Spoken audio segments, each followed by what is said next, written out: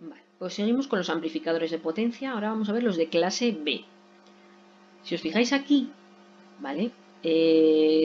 ¿Dónde está mi punto de trabajo? O sea, ¿dónde está trabajando este transistor? De mi recta de carga, esto era el corte.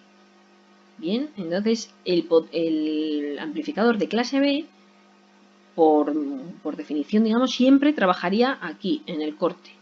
Pero entonces, como podéis ver, decir, pues ¿qué sentido tiene eso? Porque me podría amplificar solamente los semiciclos positivos, ¿lo veis? En el negativo, pues no me puede dar esta señal si no tengo energía suficiente para amplificar esto, ¿sí? Entonces, si está trabajando aquí, irá de aquí hacia arriba hasta la saturación, pero de aquí para abajo no me está dando esa forma de la recta de entrada. Entonces, ¿qué ventajas tiene este circuito? Que al trabajar en corte, solamente va a empezar a funcionar el transistor cuando desde la entrada le llegue un punto mayor de 0,7. Es decir, si mi micrófono en algún momento tengo más de 0,7 voltios, eso es lo que va a hacer excitar a la base para que se ponga a trabajar. Por eso, de esa forma, solo trabaja cuando tengo algo a la entrada. Si no, no está funcionando, no está consumiendo. Entonces, ventajas, que su rendimiento es mayor, claro, porque solo va a funcionar cuando a la base le llegue algo de excitación. Mientras tanto está en corte. Por lo tanto, si no está funcionando, no está gastando. Rendimiento mayor. Pero, ¿qué contra tiene? Pues que obviamente, si esta es mi señal de entrada y solo obtengo a la salida la mitad, pues estoy perdiendo mucha información por el camino. ¿Lo entendéis?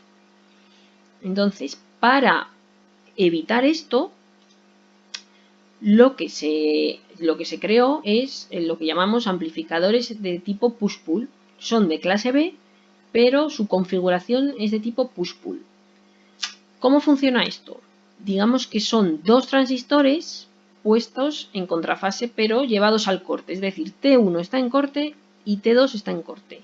Pero si os fijáis, uno es NPN y el otro es PNP. ¿Qué consigo de esa forma? Que uno va a trabajar en los semiciclos positivos y el otro en los semiciclos negativos. ¿Bien? Entonces, es la forma de ahorrar la energía porque solo van a amplificar cuando aquí a la base les llegue algo, ¿de acuerdo? Pero, bueno, mejoran el rendimiento de esa forma. Pero aún así, aun poniendo un transistor puesto en contrafase, un PNP y un NPN, ¿qué pensáis que les puede pasar? Pues que tienen este inconveniente, lo que llamamos distorsión de cruce. ¿Por qué? Porque no os olvidéis que siguen estando aquí estos 0,7 voltios, tanto en el uno como en el otro. Es decir, hasta que no se superen esos 0,7, los dos transistores no van a conducir. Me da igual, tanto en el semiciclo positivo, como en el negativo, ¿sí? No van a conducir hasta que no se superen esas tensiones. Por lo tanto, aquí la onda no va a ser, a la salida no va a ser un reflejo de la entrada, sino que tengo una distorsión, lo que llamamos la distorsión de cruce. Y bien, para evitar esos inconvenientes que tienen los amplificadores de clase B, crearon los de clase AB, que como podéis intuir, según su nombre, pues es una mezcla entre el clase A y el clase B. Es decir, no le tengo ni en el punto medio de la recta de carga, ni en el corte, donde lo tengo pues un poquito más arriba.